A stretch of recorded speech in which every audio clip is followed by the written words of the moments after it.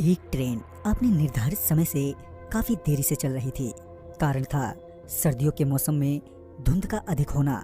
ऊपर से रात का वक्त। ट्रेन में मौजूद आरती के नाना जी, जो कि उस ट्रेन के लोको पायलट थे, कि उन्हें एक बार फिर ट्रेन को रोकने का सिग्नल मिला। दरअसल आने वाले स्टेशन पर एक ट्रेन सिग्नल न मिलने के कारण पहले से ही खड़ी थी। कुछ देर बाद आरती के नाना जी को वहां से चलने का सिग्नल मिला। तभी उन्होंने ट्रेन का इंजन स्टार्ट किया और चलने से पहले चेतावनी के तौर पर ट्रेन का हॉर्न बजाया, ताकि अगर कोई भी ट्रेन की पटरी के आसपास हो या पटरी पर हो तो वो वहां से हट जाए। 3 बार हॉर्न देने के बाद वो आगे बस चलने ही वाले थे कि उनकी नज़र सामने पटरियों पर गई, जहां उन्होंने देखा कि पटरियों पर कोई लेटा हुआ है। यूं तो धुंध की वजह से कुछ साफ साफ नहीं दिख रहा था, मगर ट्रेन की लाइट से पता चल रहा था कि कोई तो है जो सफेद कपड़े पहने पटरियों पर लेटा है। आरती के नाना जी उसे वहां देखकर हैरान थे। कायदे से तो उसे अब तक हॉर्न की आवाज सुनने के बाद पटरियों से हट जाना चाहिए था, मगर वो तो अपनी जगह से टस से मस ही नहीं हो रहा था। आरती के नाना जी ने ट्रेन के विंडो से उसे आवाज देते हुए कहा, अरे भाई, हॉर्न की आवाज सुनाई नहीं दे रही क्या? चलो अब हट भी जाओ पटरियों से। मगर उनके कई बार कहने के बावजूद भी वो वहीं ज्यों का त्यों ही पड़ा रहा। अब आरती के नाना जी को गुस्सा आने लगा था।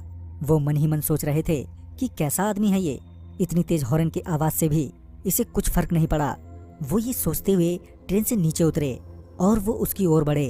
जब आरती के नाना जी उसके करीब पहुंचे तो उन्हें पता चला कि वो एक 15 से 16 साल तक का लड़का है।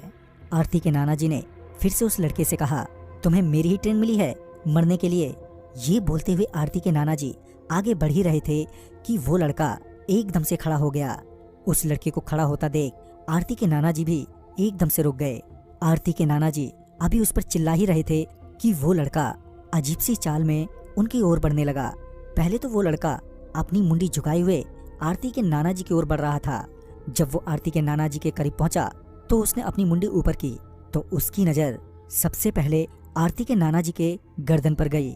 वो लड़का आरती के नाना जी की गर्दन की ओर घूर ही रहा था कि तभी ट्रेन में मौजूद आरती के नाना जी के सहकर्मियों की चिल्लाने की आवाज उन्हें सुनाई दी।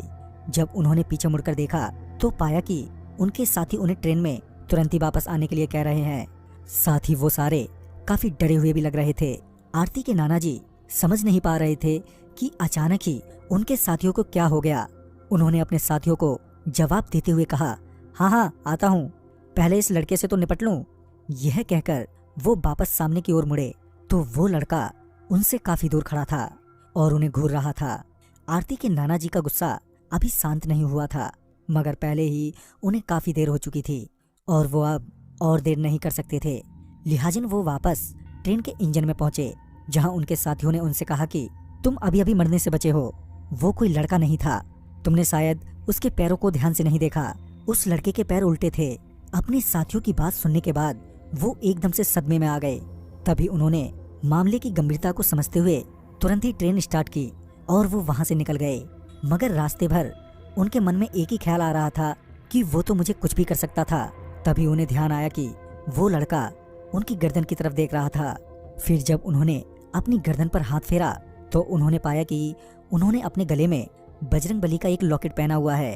तभी उन्हें एहसास हुआ कि शायद उनकी जान बजरंगबली की वजह से बच गई। तो दोस्तों, इस कहानी में बस इतना ही।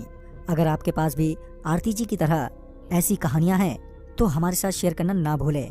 तो मैं आपका दोस्त जल्द ही मिलूंगा, शायद आप ही की भेजी हुई एक नई कहानी के साथ। तो तब तक के लिए बाय एंड टेक केयर।